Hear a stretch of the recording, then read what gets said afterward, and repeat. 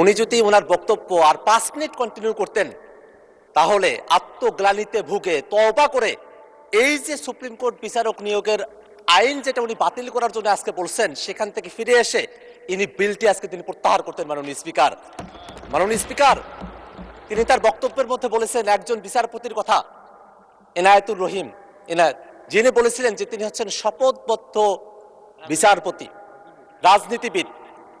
এই যে শপথবদ্ধ রাজনীতিবিদ তৈরি হলো, খায়রুল হকের মতো বিচারপতি তৈরি হলো, মানিক চোরা শব্দটা এখানকার জন্য অশোভনীয় হতে পারে, কিন্তু বাইরে এই শব্দটা এইভাবেই চলছে।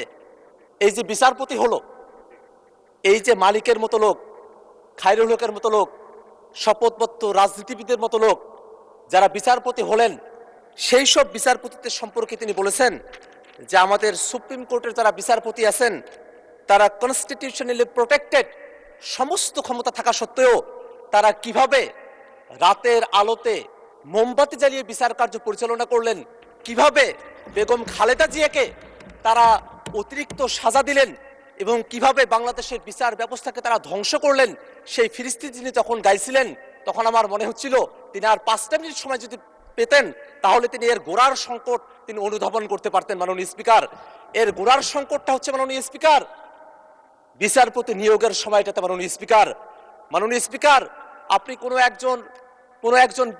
একটা ঘুড়িকে আপনি আকাশে উড়িয়ে দিয়েছেন, সেই ঘুড়ির লাটাই যদি আপনার হাতে থাকে, ঘুড়িকে আপনি যতই উড়ার স্বাধীনতা দেন না কেন আকাশের মধ্যে, সেই ঘুড়ি সেখানেই পাক খাবে।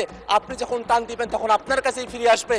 এই বিচারপতি নিয়োগের যে বিধানগুলো বাংলাদেশে আছে অতীতে, সেই বিধানে এই ধরনের একটা পরিস্থিতি তৈরি হয়ে আছে মাননীয় স্পিকার।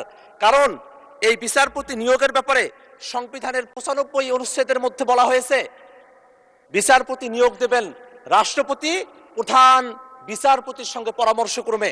দেখে খুবই সুন্দর মনে হয় মাননীয় স্পিকার যে বিচারপতি নিয়োগ হবে, রাষ্ট্রপতি নিয়োগ দেবেন, প্রধান বিচারপতির সঙ্গে পরামর্শ করে নিয়োগ দিবেন। এই জায়গায় আবার ঘুড়ির লাটাই বাঁধার সম্পর্কটা কোথায় থেকে আসলো? এখানেই প্রশ্ন মাননীয় স্পিকার। কারণ বাংলাদেশের সংবিধানের 48 মধ্যে বলা আছে রাষ্ট্রপতি শুধুমাত্র প্রধানমন্ত্রীর নিয়োগ এবং প্রধান বিচারপতির নিয়োগ, এই দুইটা বাদে অন্য যত কার্যক্রম তিনি সম্পন্ন করবেন, অর্থাৎ প্রধান বিচারপতি ব্যতি রেখে সুপ্রিম কোর্টের অ্যাপিলেট ডিভিশন এবং হাইকোর্ট ডিভিশনের যত বিচারপতি নিয়োগ দিবেন, সেই বিচারপতিগুলো নিয়োগ দেওয়ার সময়টাতে তাকে অবশ্যই সংবিধানের 48 অনুচ্ছেদ অনুযায়ী প্রধানমন্ত্রীর পরামর্শক্রমে তাকে সেটা করতে হবে মাননীয় স্পিকার। এই কারণে 95 মধ্যে রাষ্ট্রপতি প্রধান বিচারপতির কাছ থেকে পরামর্শ নেওয়ার যে বিধানের কথা বলা হয়েছে, সেই বিধানটা 48 যখন যায় তখনই গিয়ে শপথবদ্ধ রাজনীতিবিদের মতো মানিক চোরার মতো ব্যক্তিরা ওই হাসিনার দ্বারা তখন তারা বিচারপতি নিয়োগ হয়েছিল। সেই ধরনের একটা পরিস্থিতি বাংলাদেশের সামনের দিনে চলুক, এটা তো আমরা কেউই চাই না মাননীয় স্পিকার। আজকে মাননীয় আমাদের আইনমন্ত্রী তিনি আজকে সংবিধানের দোহাইগুলোও দিচ্ছেন সময়ে সময়ে। আজকে যে আইনটা এখানে নিয়ে আসা হয়েছে, সে আইনটাকে অনেকে সাংবিধানিকভাবে তাদের পক্ষ থেকে আনঅফিসিয়ালি, কারণ সেটা কোনো অফিসিয়াল স্টেটমেন্ট না, আনঅফিসিয়ালি সেটাকে তারা অসাংবিধানিক বলার চেষ্টা করেছেন। কিন্তু মাননীয় স্পিকার, আপনি যদি সংবিধানের 95 আর্টিকেলের দিকে তাকান, সেখানে 95 আর্টিকেলের 2C বলা হয়েছে বিচারপতি নিয়োগের জন্য সরকার চাইলে আইন করতে পারবে as such qualifications as may be prescribed by law। অর্থাৎ আমাদের বিচারপতি নিয়োগের জন্য মাত্র 3টা শর্ত দেওয়া আছে। বাংলাদেশের নাগরিক হতে হবে, হাইকোর্টে 10 বছরের প্র্যাকটিসের অভিজ্ঞতা থাকতে হবে, বিচার বিভাগে 10 বছরের অভিজ্ঞতা থাকতে হবে। এই যে শর্তগুলো দেওয়া আছে, এর বাইরে সরকার চাইলে পরে আরো ভালো আইন তারা তৈরি করতে পারে। এটা 72 যে সংবিধানের 95 যে আর্টিকেলটি আছে সেখানে এটা বলা আছে। এই যে অংশটুকু এখানে বলা আছে মাননীয় স্পিকার, এই যে এতগুলো বছর পেরিয়ে গেছে, এতদিন পর্যন্ত বিচারপতি কিভাবে নিয়োগ হবে তার জন্য কোনো আইন তৈরি করা হয় নাই মাননীয় স্পিকার। এতদিন পর্যন্ত সেটাকে ফেলে রাখা হয়েছিল, সেটাকে রাখা হয়েছিল ওই এক্সক্লুসিভলি প্রধানমন্ত্রী যিনি আছেন তার কথা মতো বিচারপতি নিয়োগ করার বিধানের দিকে ছিল মাননীয় স্পিকার। সেইটাতেই অন্তর্বর্তীকালীন সরকার একটা পরিবর্তন নিয়ে এসে তারা বিচারপতি নিয়োগের জন্য আলাদা একটা অধ্যাদেশ তারা করেছেন।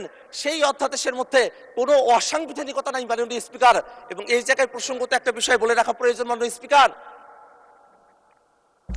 এই অধ্যাদেশটা যখন পাশ করা হলো সেই সময়টাতে আমি জানি না এটা বলা শোভন হবে কিনা, আমাদের বর্তমান এই হাউজের মাননীয় ডেপুটি স্পিকার জনাব কায়সার কামাল তিনি একটা রিটের শুনানিতে উপস্থিত হয়েছিলেন, যে রিটটা আমাদের বিএনপির বন্ধুরা তখন করেছিলেন।